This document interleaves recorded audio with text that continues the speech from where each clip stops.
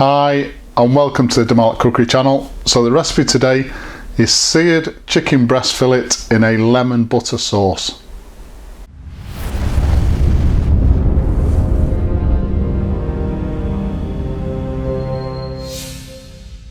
Right, so I first saw this recipe in a very old Tennessee cookbook dating from about 1860, and it's the first time I'd ever heard of a spice blend called Memphis Dust. Now I think it was this actual recipe that got the powers that be within Malat to actually produce Memphis Dust commercially, and I'm not sure that anybody else actually does that in the UK. So the spice blend we're going to be using from the Malat range is obviously Memphis Dust.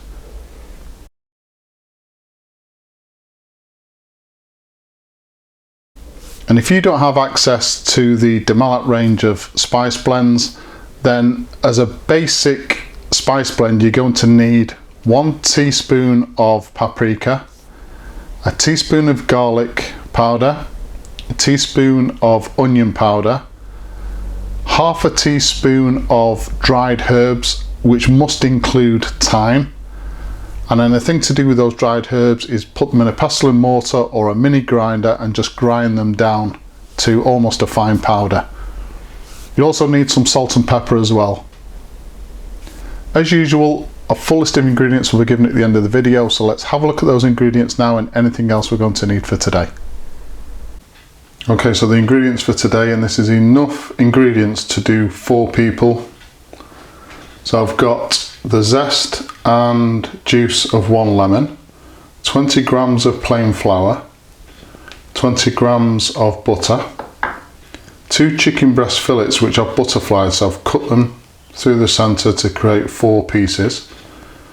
We've got half a litre, 500 millilitres of milk, 20 grams of Malat Memphis Dust, and 2 extra lemons, and these are going to be used as a garnish.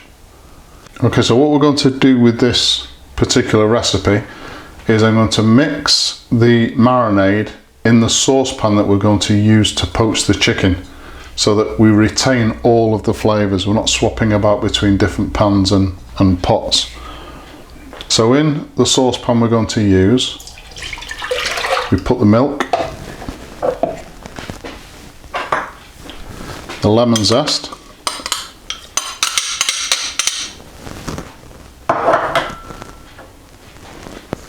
our Memphis Dust,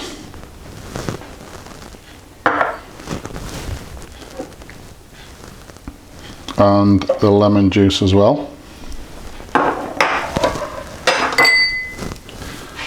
And we just mix all that together.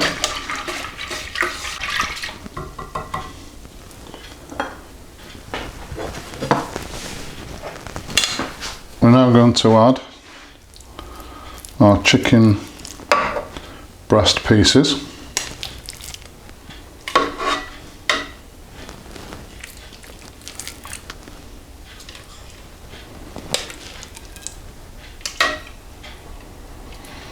And make sure that those chicken breast pieces are covered entirely by this marinade.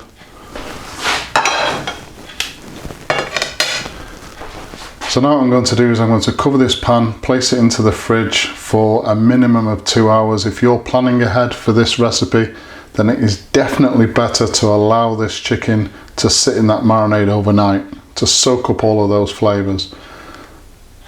So I'm going to leave this for 2 hours, we'll come back and I'll show you the next step.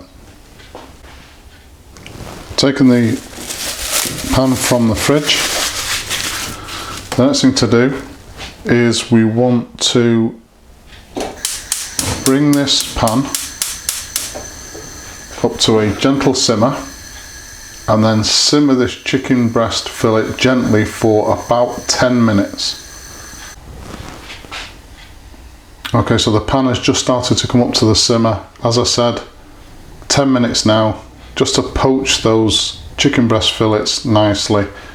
That timing, that 10 minutes timing, only starts when the pan comes up to temperature. And this has to be a really gentle simmer. Chicken breast fillets are now poached.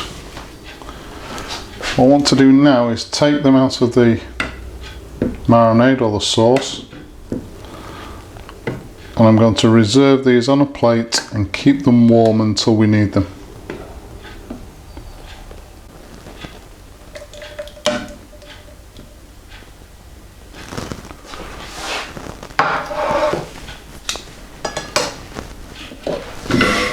Next thing I'm going to do is reserve this sauce.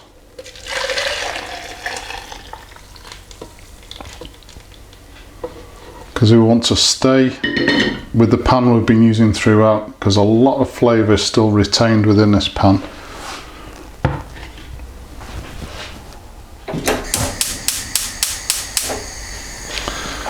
Next thing we want to do is to turn that marinade into a sauce.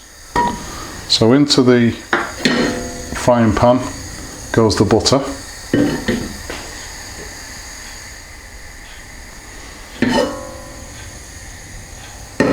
So once that butter's melted, we want to add in our flour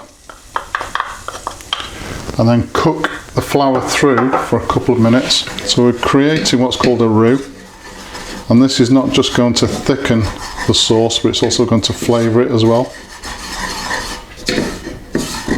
So once we've cooked that flour through for a couple of minutes, we're going to reintroduce that marinade, which is now going to be our sauce. Just a little bit at a time. Just get rid of all of those lumps. Okay, so this is what you should end up with. A really nice smooth sauce. And I've taken as much of the flavours from the side of the pan as possible. If you've not added the milk slow enough and you do end up with lumps, then you're going to have to pass this through a sieve. But if you do, as I've done, just add the milk a little bit at a time, get rid of the lumps and then add a little bit more, you'll definitely end up with a sauce as smooth as this. Next thing to do is I'm going to place this onto another ring and simmer the sauce gently for about 10 minutes to allow it to reduce in volume and intensify those flavours. It will also help to thicken this sauce up nicely as well. So the last thing to do with our chicken breast fillets is we're going to do what's called reverse searing the meat. So contrary to what some people think, when we sear a piece of meat, we don't seal in the juices. What we're actually doing is we're accelerating the water molecule loss from the protein structures. And that's not too bad when we're looking at something like a large piece of beef for a Sunday roast, because with searing what we want to do is create intense flavour on the outside of the meat, colour the meat as well, and also when we sear for something like a Sunday roast, we're also adding a lot of flavour to the pan, so we can use that flavour then to make gravy. With something like chicken breast fillet, which is really delicate, what we don't want to do is dry the meat out too much. So instead of searing the meat at the start of the cooking process, we're going to sear this chicken breast fillet at the end, so we still get the benefit of all that fantastic colour on the outside of the meat and the flavour, but we minimise the water molecule loss, and then obviously we'll get a more juicier piece of meat. So I've got a griddle pan with 3 tablespoons of olive oil in, bringing that up to a nice high temperature. Then on to add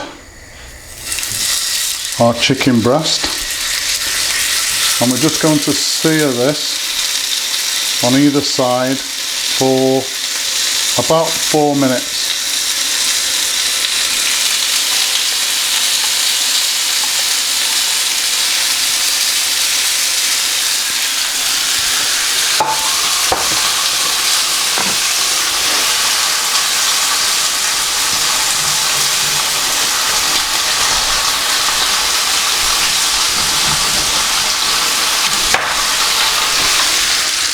We also want to sear the lemon as a garnish.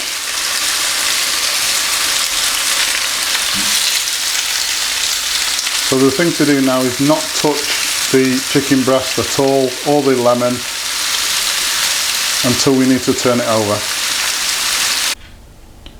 So now it's time to plate up. So we've got our chicken, our seared lemon. I'm serving this with some steamed broccoli and pen pasta. For the sauce, so the sauce has thickened really nicely. Needed a bit of seasoning, so it's really important obviously that we season food to taste. So I've put a little bit of salt and some freshly milled black pepper in there. That has made all the difference. So we just want some of this delicious sauce over the pasta and the chicken. And that's it. Really healthy meal, absolutely delicious. The smell coming off it, the lemon, the Memphis dust, just combines really well.